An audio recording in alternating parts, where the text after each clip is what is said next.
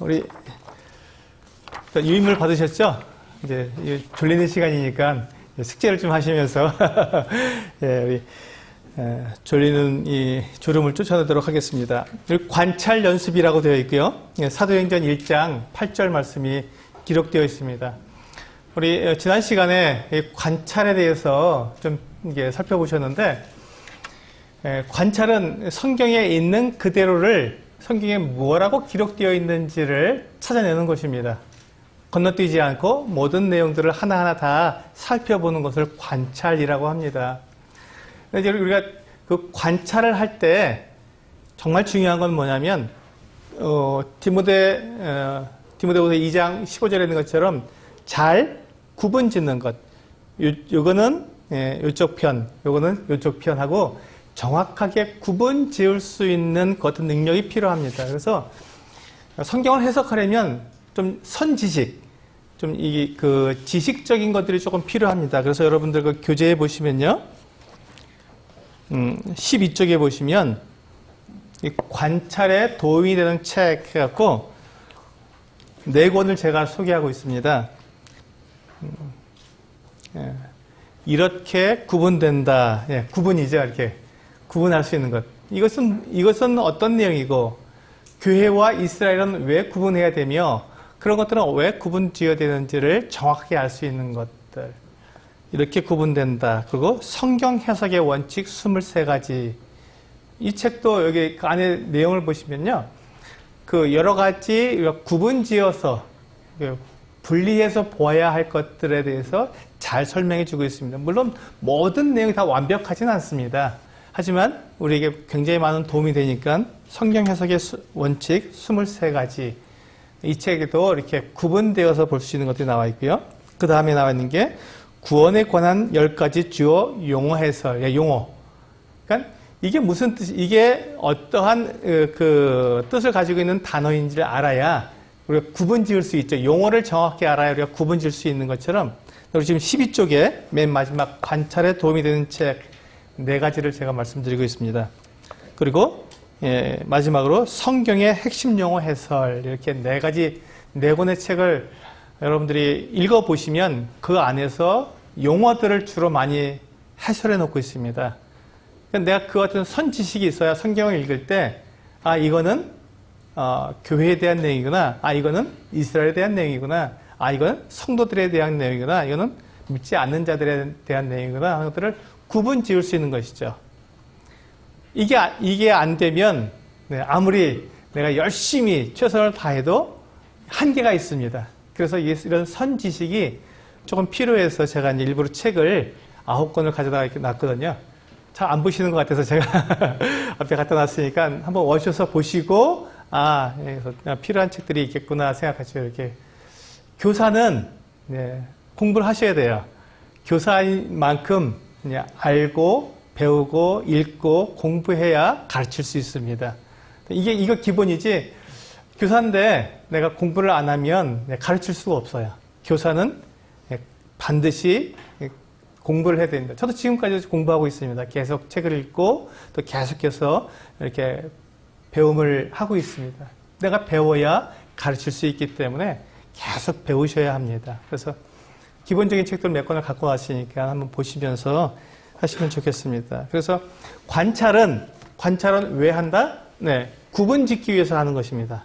이게 어느 편인지, 이게 어디에 속한 것인지를 잘 구분 짓기 위해서 성경에 기록되어 있는 내용 그대로를 분리하는 작업을 관찰이라고 말할 수 있습니다. 자, 그래서 유인물 보시면요, 관찰 연습에서 사도행전 1장 8절 한 절만 관찰을 같이 한번 해보도록 하겠습니다. 여기 보시면 쭉 나와 있는데, 우리가 사도행전 1장을 열어놓으시고요, 성경을 펴셔서 사도행전 1장을 열어주시기 바랍니다. 사도행전 1장을 열어주시고 거기에서부터 이제 시작하도록 하겠습니다.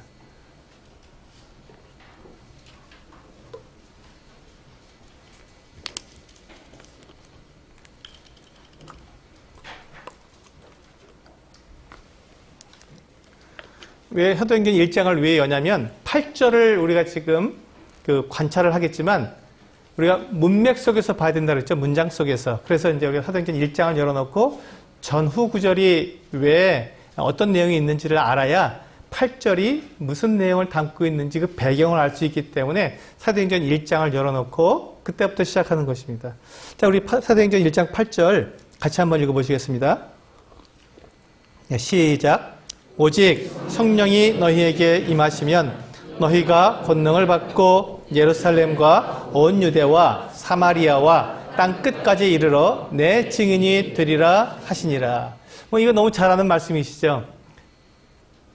잘 알기 때문에 우리가 지나칠 수 있습니다. 그래서 이렇게 똑똑똑 떼어놓은 이유가 그냥 지나치지 말라고.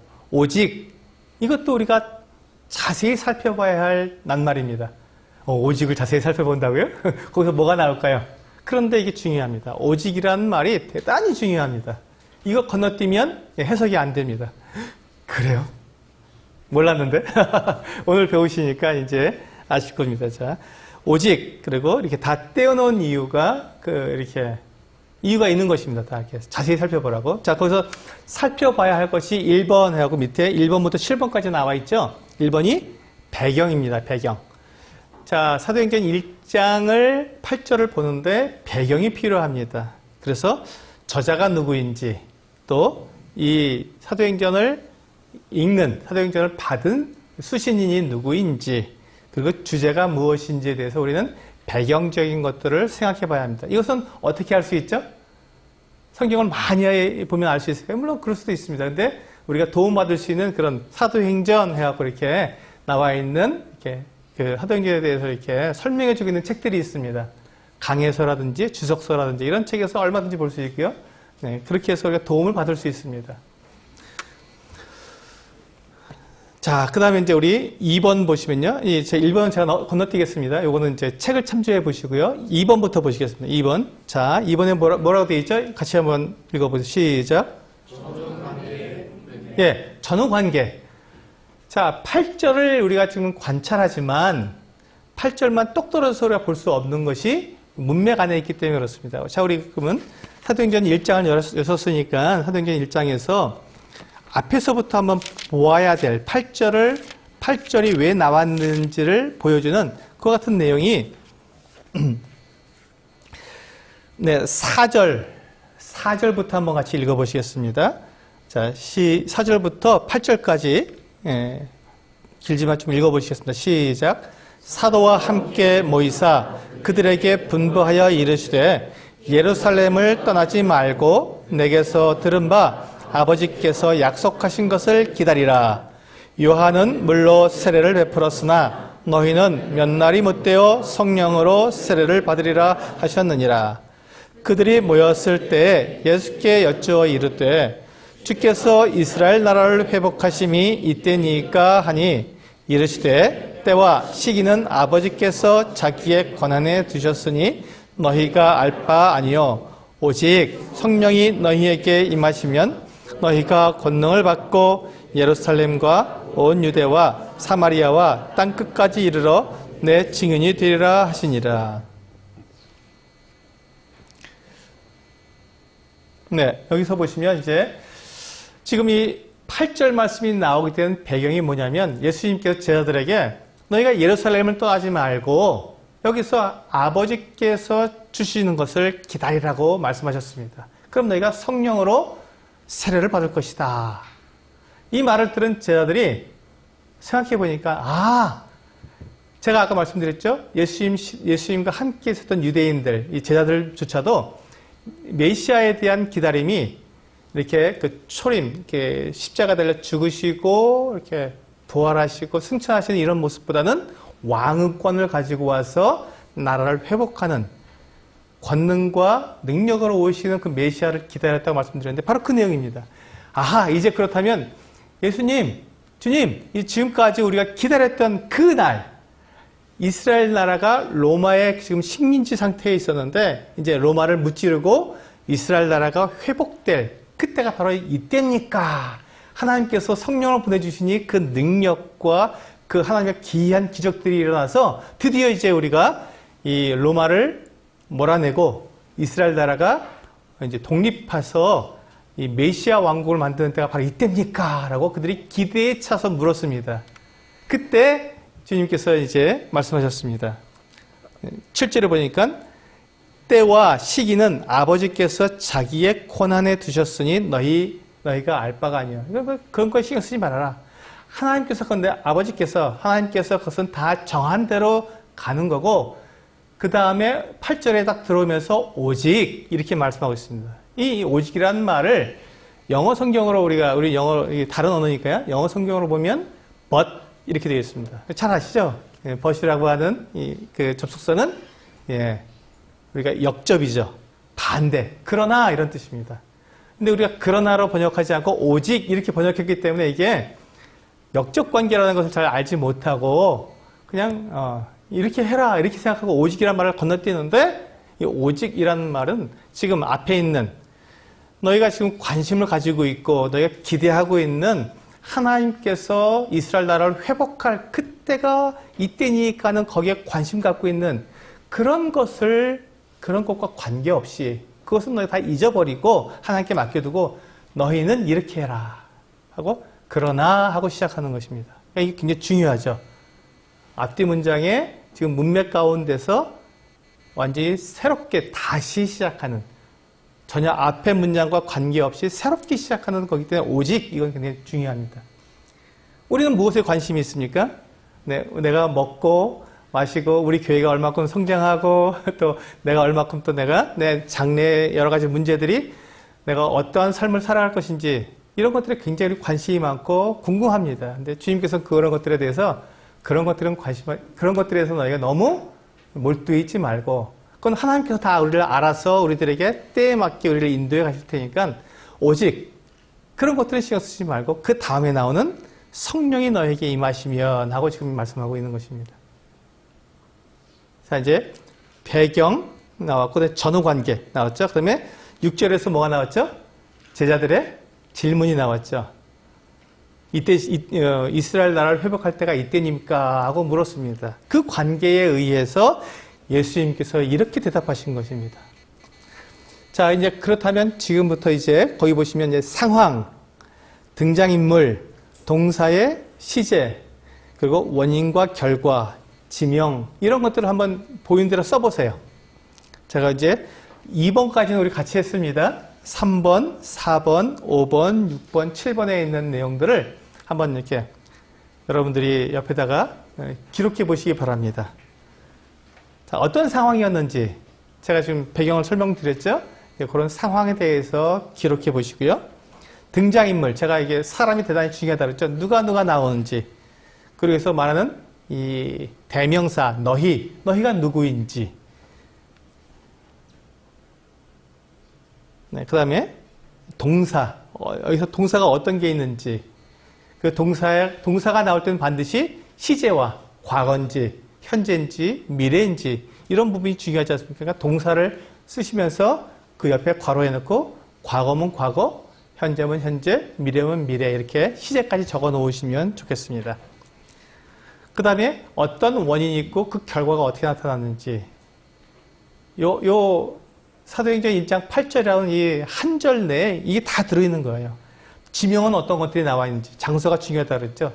사람, 시간, 장소, 이게 대단히 중요한데 그런 것들 다 적어보시기 바랍니다. 그냥 지나치지 마시고요.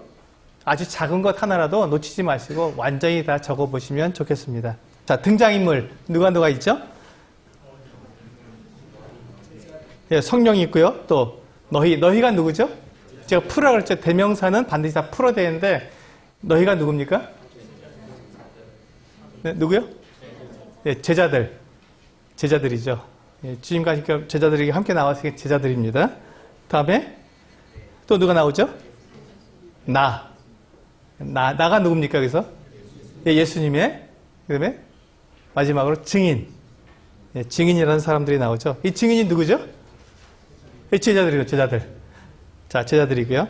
자, 그 다음에 동사가 나오죠. 어떤 동사가 나옵니까? 임하다. 임하다가 요 시제는 뭐죠? 시제. 미래죠, 미래. 임하시면 하니까 아직 임한 게 아니고 앞으로 임할 거니까 미래가 되고요.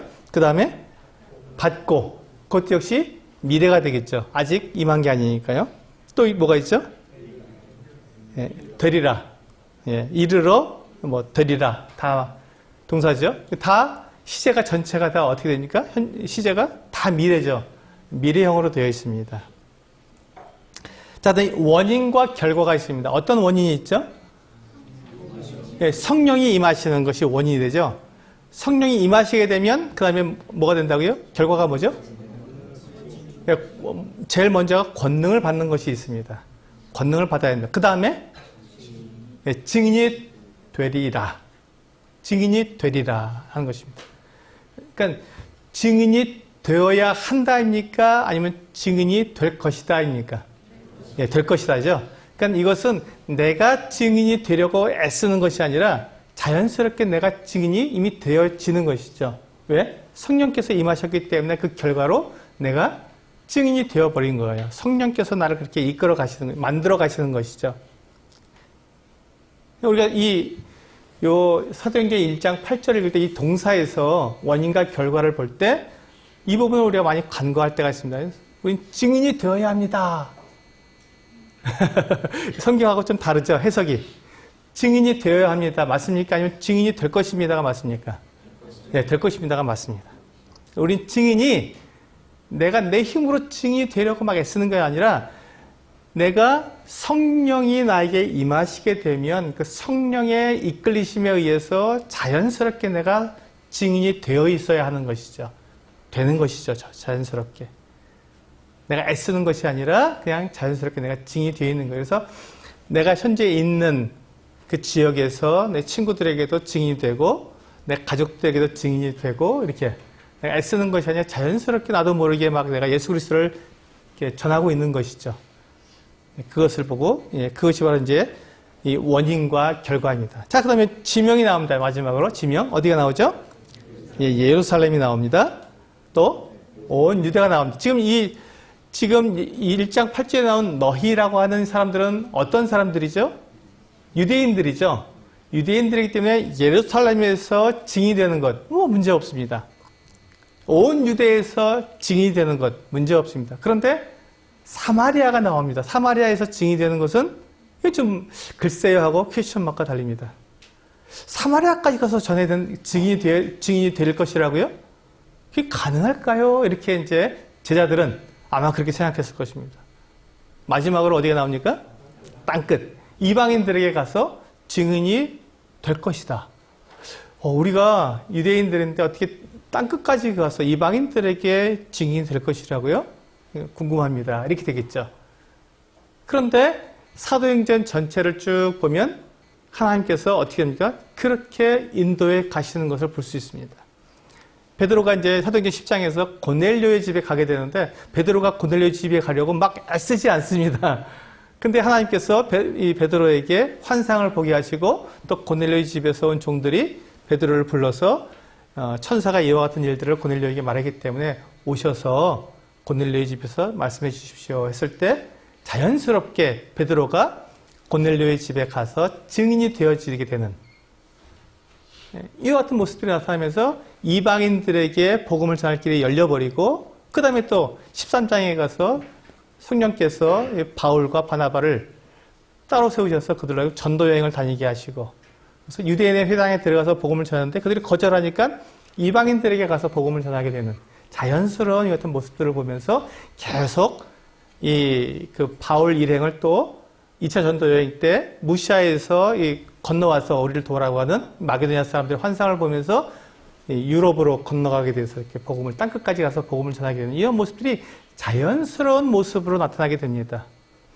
바울이 막 애써서 유럽으로 건너가려고 이렇게 하지 않아도 하나님께서 자연스럽게 그를 인도해 가시는 것을 볼 수가 있는 것이죠. 이게 지금 사도행전 1장 8절에 나와 있는 이 8절에서 우리가 볼 수 있는 전체적인 내용에서 이것들이 다 이루어지고 있다는 것을 사도행전 전체를 통해서 우리가 알 수 있는 것이죠. 그래서 이 장소들, 지명들이 대단히 중요합니다. 네, 이렇게 해서 우리가 관찰을 한번 해봤습니다. 어려우신가요? 어렵지 않죠? 예, 어렵지 않습니다. 네. 그래서 이제 우리가 이제 관찰을 했으면 이 관찰을 토대로 해서 해석을 하게 됩니다. 무엇을 토대로 해서요? 관찰을 토대로 해서 해석을 하게 되는 것입니다. 자, 여기 보시면 해석은 본문의 의미를 찾는 것입니다. 자, 우리 관찰은 본문에 무엇이 기록되어 있는가를 찾아보았습니다. 어떤 마음으로요? 예, 마치 수사관의 마음으로, 수사관의 자세로 하나하나 놓치지 않고, 아까 그 오직이라는 낱말에서도 우리가 자세히 살펴본 것처럼 하나하나를, 또 동사를 보면서 그 시제가 어떻게 될 것인가를 하나하나 살펴보면서 우리가 관찰한 것처럼, 그렇게 성경 본문에 무엇이 기록되어 있는가를 살펴보는 것은 관찰인데, 해석은 관찰한 내용을 토대로 해서 이게 무슨 뜻이겠구나, 어떤 의미겠구나 하는 것을 알아내는 것, 그것을 해석이라고 합니다. 그래서 해석은 성경 본문에서만 있는 것이 아니라 성경 본문과 더불어서 주변에 있는 것까지 함께 모아서 그 의미를 알아내는 것을 해석이라고 합니다. 그래서 해석의 가장 기본적인 출발은 질문입니다. 이게 무슨 의미인가 하고, 이게 무슨 뜻이지? 하고 묻는 것. 이게 해석의 기본입니다. 해석은 질문으로부터 나옵니다. 이게 무슨 이게 무슨 뜻이지? 이거 잘 모르겠는데? 이게 무슨 의미일까? 하고 묻는 것이 해석의 출발입니다. 내가 관찰한 것이 어떠한 의미를 가지고 있는지를 묻는 것이다. 본문이 의미하는 것은 무엇인가? 이게 해석입니다. 여기 이제 그 도표를 통해서 볼 수 있는데요. 관찰은 본문이 말하는 것은 무엇인가 하면, 해석은 본문의 의미는 무엇인가 하는 것이다. 우리가 관찰은 본문에서 볼 수 있는 것, 본문에 무엇이 나와 있는 것을 찾아내는 것인가 하면, 해석은 그것이 모였을 때 이것이 나에게 어떠한 의미를 주는가 하는 것입니다. 그리고 관찰의 목적은 올바른 해석을 잘 하기 위해서 관찰을 합니다. 우리가 관찰을 잘 못하면 해석이 잘못 나옵니다. 특히 아까 제가 말씀드린 것처럼 어떤 인명인, 사람이 나왔을 때, 대명사가 나왔을 때 이 대명사를 잘못 해석하기, 잘못 풀어놓으면 어떻게 됩니까? 엉뚱한 해석을 하는 것이죠. 내가 받아야 할 그런 내용을 다른 사람한테 적용시킬 수도 있는 거예요. 해석할 수도 있는 거예요. 그래서 이 관찰이 정확하게 될수록 해석은 풍부해집니다. 관찰을 많이 할수록 해석은 더욱더 풍성해지고 더욱더 정확해집니다. 담대해지는 것이죠. 그래서 우리가 개미, 여러분 개미 많이 보시죠? 그 개미를 봤을 때 탁 보면 새카맣고 조그만 놈, 이렇게 우리가 관찰할 수도 있습니다. 그건 한눈에 보는 관찰이죠. 근데 그 개미를 자세히 들여다보기 시작하면요, 머리가 있고 또 배가 있고 뭐 이렇게 곤충이 가지고 있는 또 다리가 있고요, 이렇게 여러 부분으로 나눠 볼 수 있습니다. 근데 또 그것도 더 자세히 보면요, 머리에 더듬이가 있고 눈도 있고, 눈이 뭐 2가지, 3가지 이렇게 있다고 합니다. 또 이 몸통에도 여러 가지 이렇게 부분적으로 다 나눠지고, 또 다리도 다양하게 나눠집니다. 뿐만 아니라요, 이 개미의 종류에도 굉장히 다양한 개미가 있습니다. 우리가 쉽게 아는 것처럼 여왕개미가 따로 있고 또 일개미가 따로 있지만, 그 중에서도 또 병정개미가 있고, 또 이렇게 이렇게 분류 작업만, 집 안에서 분류 작업만 하는 그런 식모개미도 있고요. 다양합니다. 알만 보호해주는 또 이렇게 보모개미도 있고, 또 먹이를 저장하는 이 창고가 되는, 자기가 먹이 창고가 되는 그런 개미도 따로 있습니다. 다 분류가 됩니다. 그리고 어떤 개미는요, 또 이렇게 마약을 먹고 취해서, 사람처럼요, 마약을 먹고 취해서 비틀비틀거리고 엉뚱한 집에 가서 이렇게 해코지하는 그런 개미도 있습니다. 희한하죠. 그게 관찰을 하면 할수록 새로운 것들이 보이고, 그 안에서 더 풍부하게 개미에 대해서 이렇게 제가 이렇게 말씀드린 것처럼, 뭐 개미는 다 똑같은 개미지, 뭐 일개미, 여왕개미 이렇게 나누면 되지 않은데, 그거 아니더라고요. 그 안에 깊은, 굉장히 다양한 그 같은 개미들의 삶과 그들의 생활이 있어요. 그런 모습들을 보면서 우리는 좀 더 풍성하게 개미의 생활에 대해서 말할 수 있는 것처럼 성경도 마찬가지라는 것이죠. 자세히 들여다보고 자세히 관찰해 보면 할 말이 많아지는 거예요. 그래서 관찰은 오래 하셔야 됩니다. 관찰을 정말 세밀하게 하셔야 됩니다. 네, 그리고 이제 해석은 정확하고 풍부한 관찰은 올바른 해석을 위한 첫걸음이다. 그렇죠? 풍부한 관찰이 해석을 낳아줍니다. 그래서 하나님이 세상을 이처럼 사랑하사, 요한복음 3장 16절에 있는 말씀인데요. 이 말씀에 대한 관찰은 세상은 하나님의 사랑의 대상이다. 이게 성경에 나와 있는 그대로니까, 그렇죠? 하나님께서 세상을 사랑하셨구나. 이게 이제 관찰한 내용이죠. 근데 그것에 대한 해석은 세상은 세상에 있는 사람들이다. 이게 뭐죠? 네. 우리가 하나님께서 세상을 사랑하셨다는데 이 세상이 무엇인지 그 의미를 정확하게 파악하는 것입니다. 이걸 모르면 해석이 이제 우리가 그 뜻을 모르니까 세상이 무엇인지를 모르게 되면 그렇죠? 세상이 그냥 이 지구를 말하는 거다. 이렇게 되면 달라지죠. 의미가 달라지죠. 이 세상이 지구를 말하는 것이나 아니면 어떤 사람들의 어떤 삶의 행태를 말하는 것이라면 좀 달라집니다. 근데 그것이 아니라 하나님께서 세상을 사랑하셨다 할 때 그 세상은 사람들이다 라고 말할 때 우리는 그 의미가 정확해집니다. 이렇게 그것을 정확한 의미로 풀어내는 것을 해석이라고 합니다. 그래서 이제 우리가 관찰에 대한 해석을 할 때에는 여기 보시면요. 내용이 있고 문맥이 있고 비교, 참고를 하면서 그것을 결론적으로 그것을 이 본문은 이러한 뜻이다 라고 우리가 해석해낼 수가 있습니다.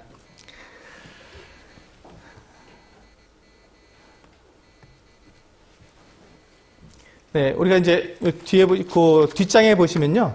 해석 연습이 있습니다. 이걸 지금 제가 하기 위해서 부지런히 나가고 있는데요. 네. 여기 보시면 우리가 해석을 하는데 이 굉장히 중요한 그 원리가 있습니다. 자, 한번 1번 같이 읽어보실까요? 시작. 성경은 명료하여 하나의 의미를 전달한다. 성경에서 말씀하고 본문이 말하고 있는 의미는 여러 가지가 될 수가 없습니다. 본문이 말하고 있는 의미는 몇 가지여야 된다고요? 한 가지여야 한다는 것입니다. 한 가지. 그래서 우리가 성경이 코에 걸면 코걸이, 귀에 걸면 귀걸이가 되면 절대로 안 됩니다. 예, 인도에 있는 사람이든, 미국에 있는 사람이든, 우리 한국에 있는 사람이든, 똑같은 본문을 읽었으면, 이것은 이런 의미구나 하고 똑같은 해석이 나와야 하는 것입니다. 그 누가 보더라도 해석은 똑같아야 한다는 것이죠. 그래서 본문에서 한 가지 의미를 우리가, 거기서 우리가 찾아낼 수 있어야 하는 것입니다. 동일한 해석을 할 수 있어야 됩니다. 물론 이제 여기에는 예외가 있습니다. 예언이라든지 비유라든지 이렇게 그 뜻이 명확하게 나와 있지 않고 좀 모호하게 기록되어 있는 그것을 이렇게 다른 해석 체계를 통해서 우리가 알아봐야 하는 그런 내용들도 있기 때문에 그런 것들은 예외 사항입니다. 그런 예언이나 또는 우리가 이런 그런 비유나 이런 부분들은 우리가 지금 다루는 게 아니라 일반적인 문장에서 성경에 있는 내용의 본문에서 우리는 충분히 한 가지 그 의미를 거기서 모두가 다 찾아낼 수 있습니다. 자, 2번 같이 읽겠습니다. 시작. 네, 그러니까 성경을 읽을 때 이 문화와 상황을 간과해서는 안 됩니다. 3번 시작. 성경의 진리는 점진적으로 드러났다. 예, 점진적이라는 것은 뭐죠? 예, 작게 시작해서 점점 더 분명하고 더 정확하게 밝혀지는 것을 점진적이라고 말합니다. 그러니까 처음에는 조금 이게 무슨 내용일까 좀 어렵다 이렇게 했는데 다음번에는 좀 더 풀어주고 점점 더 확실하게 이야기해 주는 것을 점진적이라고 말을 합니다. 자, 4번째 같이 읽겠습니다. 시작. 성경은 모순되지 않고 일관된 가르침을 준다. 그렇습니다. 성경에서는요, 우리가 오해해서 그렇지 정확한 해석을 하게 되면 서로 모순되지 않습니다. 왜냐하면 성경의 저자는 하나님이시기 때문에 성령께서 말씀해 주셨기 때문에 창세기에서 말씀하신 것이나 요한계시록에서 말씀하신 것이 서로 대치되지 않고 배치되지 않고 다 일관되게 한 가지 목적을 향해서 기록됐다는 것입니다. 그러니까 서로 모순되지 않습니다. 근데 우리가 혹 모순되다고 오해하는 경우가 있습니다. 자, 그걸 하나하나 살펴보겠습니다. 성경은 명료해서 하나의 의미를 전달한다. 이 부분이 굉장히 중요합니다. 성경은 내 마음대로 해석할 수 있는 것이 아니라 성경에서 하나님께서 우리에게 주신 의미대로 정확한 한 가지의 의미가 있다는 것입니다. 제가 이것은 물컵입니다 이렇게 말을 했을 때 이걸 못 알아듣지 않으시죠? 저게 지금 무슨 말일까? 저 물컵이 무슨 의미일까? 이렇게 생각하지 않으시죠? 예. 이것은 물컵입니다 할 때 저게 물 담는 컵이구나 하고 다 그냥 이렇게 한 가지로 모두가 다 공통적으로 모두가 다 그렇지 저건 물컵이지 하고 다 이해하시는 것처럼 성경에서 말씀하고 있는 내용도 그렇다 하고 다 모두가 다 공통적으로 다 이해할 수 있다는 것입니다. 여기 보시면 마태복음 5장 27절에서 30절 같이 읽어보실까요? 네, 시작. 또 간음하지 말라 하였다는 것을 너희가 들었으나 나는 너희에게 이르노니 음욕을 품고 여자를 보는 자마다 마음에 이미 간음하였느니라. 만일 내 오른눈이 너로 실족하게 하거든 빼어내버리라. 내 백체 중 하나가 없어지고 온몸이 지옥에 던져지지 않는 것이 유익하며 또한 만일 내 오른손이 너로 실족하게 하거든 찍어내버리라. 내 백체 중 하나가 없어지고 온몸이 지옥에 던져지지 않는 것이 유익하니라. 자, 이 말씀을 읽었을 때 여기서 의미하고 있는 거가 뭐죠? 우리 손을 찍어내라는 것입니까? 눈을 빼내라는 것입니까? 여기서 의미하고 있는 바가 뭐죠?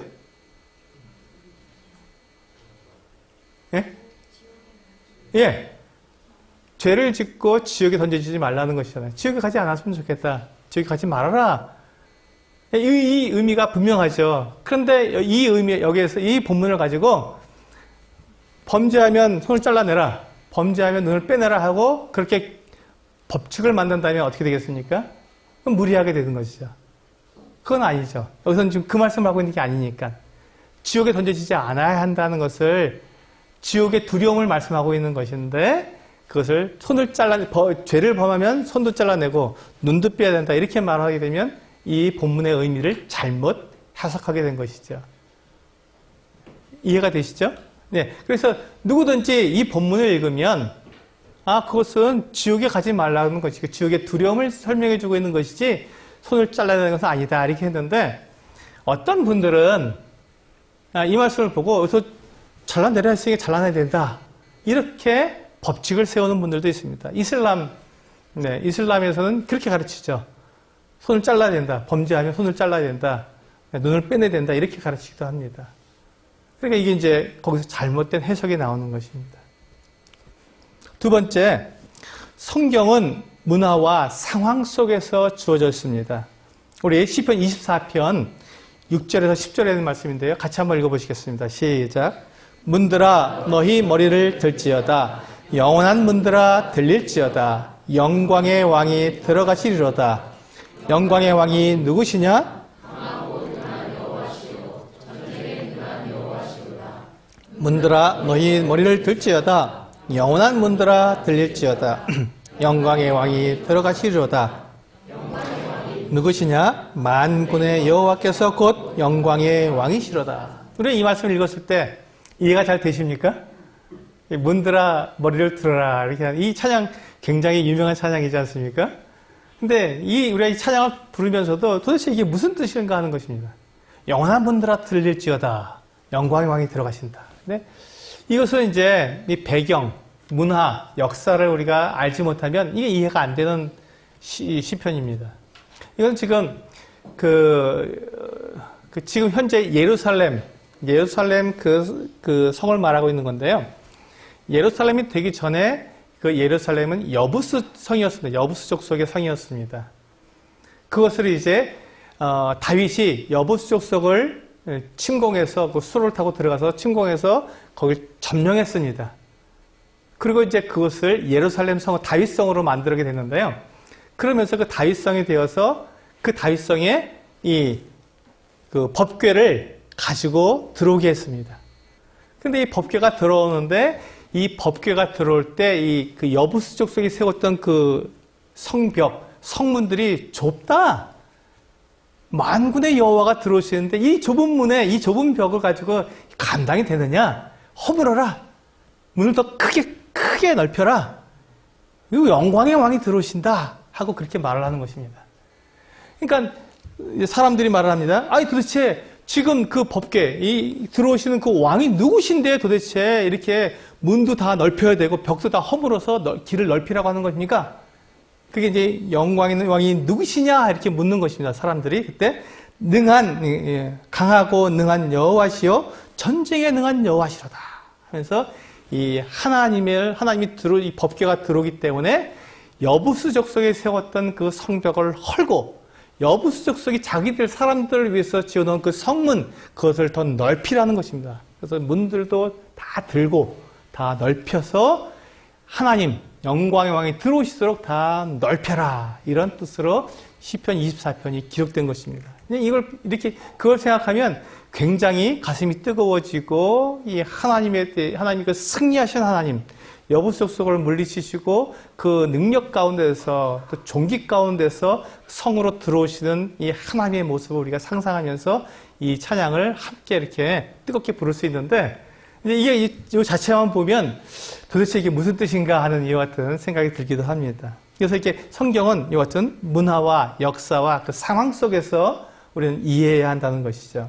세 번째, 성경의 진리는 점진적으로 드러나게 되었습니다. 여기 보시면 마태복음 10장 5절 6절에서는요.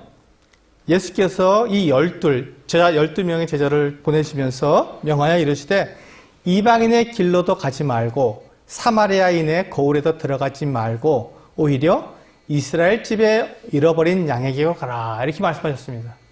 근데 그 마태복음 28장 18절에서 20절에서는 예수께서 나와 말씀하여 이르시되 하늘과 땅의 모든 권세를 내게 주셨으니 그러므로 너희는 가서 모든 민족을 제자로 삼아 아버지와 아들과 성령의 이름으로 침례를 베풀고 내가 너희에게 분부한 모든 것을 가르쳐 지키게 하라.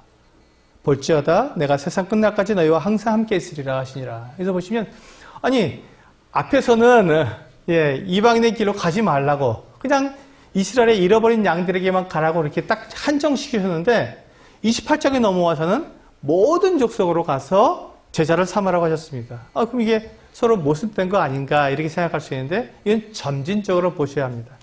왜냐하면 예수님께서 지금 그 마태복음 10장에서 말씀하실 때는 아직 예수님께서 십자가에 달려 죽지 않으시고 아직 이 메시아의 사역을 다 구속 사역을 다 이루지 않으셨기 때문에 그때는 지금 이스라엘에게만 지금 향해 있어야 되는 것이죠. 그런데 이제 주님께서 이스라엘 사람들의 거절하고 예수님을 거절하고 십자가에 못 박아 죽였기 때문에 그 모든 복음이 이제 전 세계 모든 사람들에게 이방인들에게까지 다 전해져야 하기 때문에 이제 계시가 점진적으로 더 넓혀진 것이죠.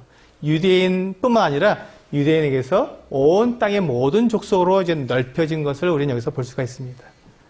이렇게 성경의 진리는 점진적으로 이렇게 점점 하나님의 가시는 원래의 뜻, 원래의 계획에 맞춰서 점진적으로 우리에게 알려주고 계시다는 것을 우리는 알 수 있습니다. 성경은 모순되지 않고 일관된 가르침을 주게 됩니다. 우리 갈라디아서 2장 16절에 보시면요. 사람이 의롭게 되는 것은 율법의 행위로 말미암이 아니요 오직 예수 그리스도를 믿음으로 말미암는 줄 알므로 우리도 그리스도 예수를 믿나니 이는 우리가 율법의 행위로서가 아니고 그리스도를 믿음으로써 의롭다 함을 얻으려 함이라. 율법의 행위로서는 의롭다 함을 얻을 육체가 없느니라 라고 사도 바울이 이렇게 얘기했습니다. 그러니까 사람들이 의롭게 되는 것은 믿음으로 되는 것이다 라고 사도 바울이 갈라디아서에서 말씀하셨죠. 근데 야고보서는 뭐라고 되어 있냐면 이러보건대 사람이 행함으로 의롭다 하심을 받고 믿음으로만은 아니니라. 이렇게 되니까 이게 이제 모순되게 보이는 거예요.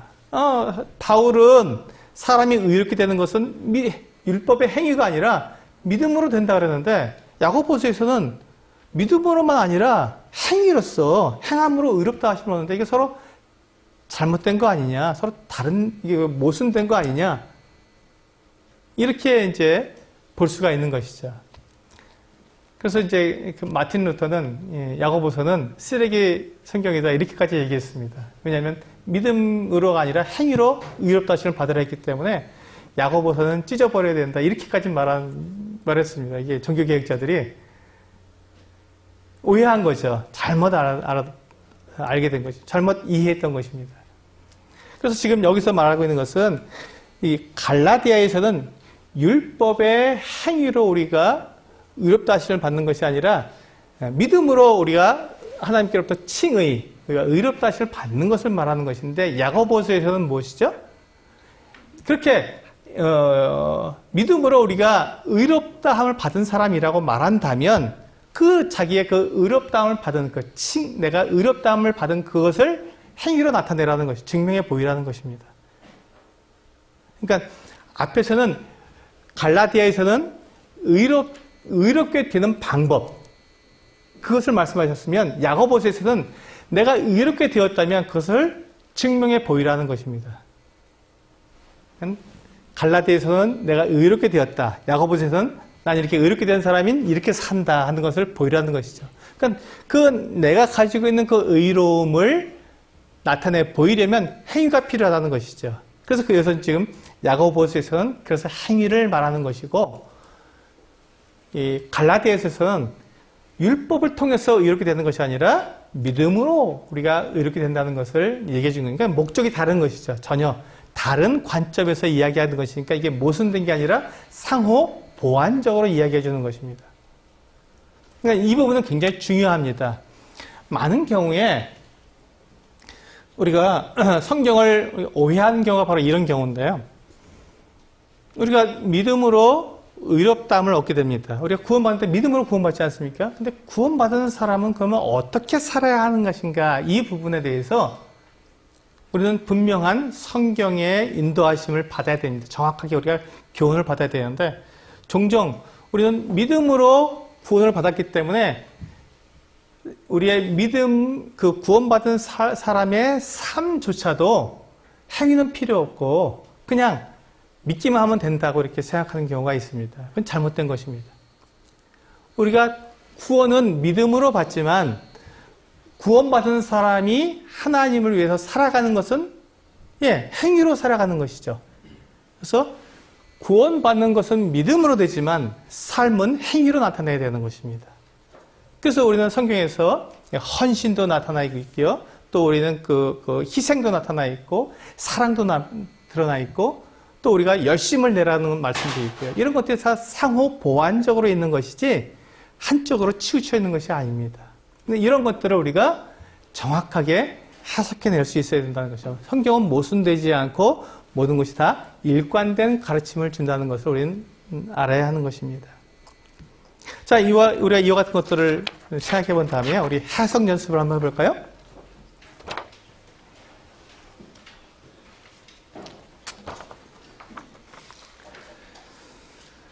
그러니까 해석은 어디서부터 시작하냐면 질문으로부터 시작합니다. 해석은 무엇으로부터 시작한다고요? 질문. 이게 무슨 뜻일까? 이게 내가 이해가 잘 안 되는데, 이건 무슨 말이지? 하는 질문으로부터 시작됩니다. 그래서 우리 요한복음 11장 1절에서 16절을 읽고 이해가 되지 않는 것들이나 궁금한 것들을 모두 적어보시오. 이렇게 되어 있습니다. 한번 해보시기 바랍니다. 요한복음 11장 1절에서 16절. 네. 성경을 열으셨어요. 같이 한번 보시고 거기서 과연 우리에게 무엇을 말씀하고 있는지 읽어보신 다음에 거기서 이해가 되지 않는 것들이나 궁금한 것들을 한번 적어보시기 바랍니다. 자, 적으셨죠? 한번 적으신 분 한번 한 가지씩만 얘기해 주시면 쭉 돌아가면서 얘기하면 꽤 많이 나오겠죠? 돌아가면서 얘기해 보도록 하겠습니다. 뭐 자연스럽게 흥경우 씨 하셨어요? 11절에 죽은 나사로를 잠들었다고 하는 네, 죽은 나사로를 왜 잠들었다고 하셨는지 이게 이제 나왔습니다. 또 이런 질문만 지금 하겠습니다. 답은 다 나와 있으니까요. 예. 또 어떤 질문을 또 하셨죠? 또 다른 분들 형님 하셨어요? 네. 예. 저는 11절에서는 잠드셨다고 했는데 14절에서는 죽었다고 다시 말씀하셨거든요. 네. 예, 왜 잠들었다고 했고 다시 또 죽었다고 이렇게 하셨는지 이 부분이 좀 궁금하다 이렇게 하셨으면 또 뒤에 자매님들 사회점이 했어요? 네, 하고 계시고 뒤에 형제님 혹시 하셨어요? 16절에 네, 우리도 주와 함께 왜 우리도 주와 함께 죽으러 가자 이렇게 얘기했는가 궁금합니다. 예, 그렇습니다. 예, 그 뒤에 또 형제님 혹시 하셨어요? 네, 그럼 뒤에 자매님 9절하고 10절 네, 낮이 12시간이 아니냐 하는 것이 이게 무슨 의미인가? 예, 낮이 12시간이 아니냐 이것이 궁금하다. 예, 형제님. 왜 이틀 더 유하셨는가? 네, 왜 이틀을 더 유하셨는가? 그 소식을 들었는데도 곧바로 가지 않고 왜 이틀을 더 유하셨는가? 또, 예. 어떤 때가 하나님의 영광이 되고 어떤 때가 진짜 죽을 때인가? 예, 예. 어떤 때가 하나님의 영광이 되는지 이게 헷갈릴 때가 있습니다. 예. 그런 또 질문이 나왔습니다. 좋죠, 예, 이런 것들. 또 어떤 질문이 나올까요? 9절 10절에 의문도 있지만 8절이 제자들이 물은 답변에 대해서 하나님이 또 예수님이 동문서답하신 것 같습니다. 예, 예, 그렇죠. 방금 유대인들이 돌로 치료했는데 거기 또 가려 하십니까 할 때 낮이 12시간이 아니냐 이렇게 말씀하시면서 이게 거기에 대한 분명한 답변하신 게 아니라 좀 이렇게 다른 동문서답한 것 같은 그런 느낌이 든다. 이게 도대체 무슨 뜻일까? 이런 질문도 있었습니다. 또 예. 3절엔 나사로라고 표현을 했는데 1절에서는 왜 어떤 병든 자라고 네. 그렇죠. 어떤 병든 자라 해놓고 그 분명히 뒤에 나사로라는 사람이 분명히 있었는데 처음부터 그냥 나사로라 했으면 좋았을 텐데 왜 어떤 병든 자는 이렇게 했는가? 이런 것도 대단히 중요합니다. 이런 것들이 거기서부터 우리가 해석을 해나갈 때 실마리가 되는 거니까요. 또 4절에 보면 죽을 병이 아니라 이렇게 말씀하셨는데 14절에는 나사로가 죽었느냐. 네. 그렇습니다. 4절에서는 죽을 병이 아니었는데 죽었어요. 이게 도대체 무슨 말인가? 이게 왜 이렇게 됐는가? 이런 궁금증이 여기 있습니다. 이런 질문들, 이런 궁금증들, 이런 것들을 우리가 어떻게 한다고요? 우리가 그 관찰을 통해서 앞뒤 문맥을 통해 보고 앞에서 뭐라고 되어 있는지 또 뒤에서 뭐라고 되어 있는지를 살펴보면서 우리가 의미를 캐내는 것이죠. 그 안에서 우리가 해결해내는 것을 해석이라고 합니다. 질문을 이렇게 쭉 들어보니까 나에겐 그런 질문이 없었는데 저분의 질문을 들어보니까 그것도 한번 알아보고 싶다. 이런 생각이 들면서 그 의미를 우리가 정확하게 우리가 이렇게 알아냈을 때 그것을 해석이라고 말을 합니다. 우리 다음 이제 잠깐 쉬셨다고요? 10분 후에 우리 고린도전서 13장 1절에 3절 말씀을 읽고 해석 질문을 또 만들어야 되는 거죠. 여기서 어떤 질문들이 나올 수 있는지 한번 만들어 보면서 해석을 좀 더 강화시켜 보도록 하겠습니다.